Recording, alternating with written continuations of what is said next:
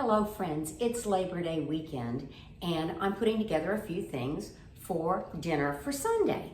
Anyway, what I wanted to start off with was an easy shrimp dip. Now you can find this on my food blog at www.cabeuser.wordpress.com. But what I'm going to do with this one is I'm going to increase the amount. So instead of a small batch, I'm going to make it a little bit larger. I'm going to start off with a half of a red onion, and I cut it up a little bit. This is a beautiful little shrimp dip, and it's so easy to make. I'm going to put this in my food processor. Now, on my food blog, it says grated, but since I'm using the food processor, I am going to pulse this and get it pretty small. All right.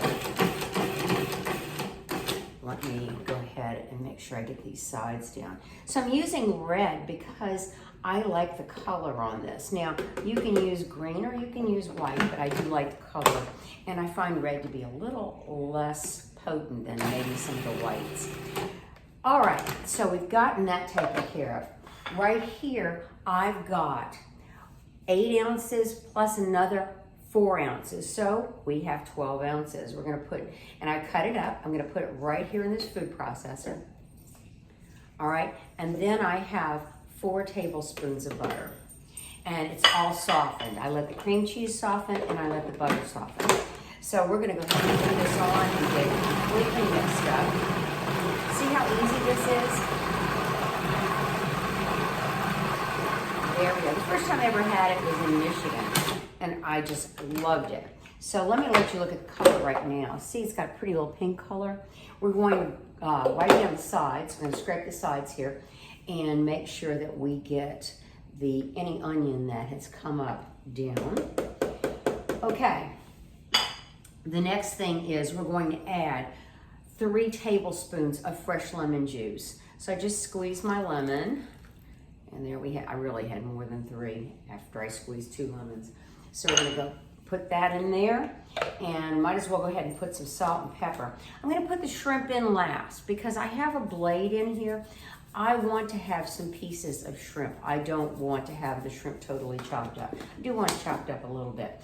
I have 2 cups of very tiny salad shrimp, which you can get at the H-E-B. Now I'm liberally putting pepper in. I like a lot of pepper in this. All right, so we're gonna go ahead and process this one more time.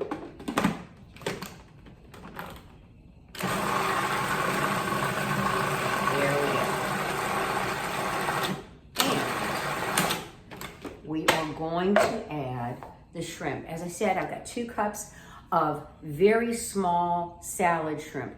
You can find these at the H-E-B. They might be in the frozen section. Sometimes they have them in the fresh section.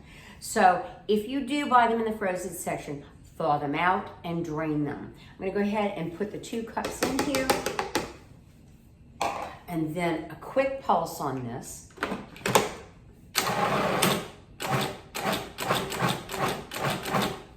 Okay. If you didn't want to put it in the food processor, you could stir it in by hand. All right, this should be ready. Now, let me tell you about this.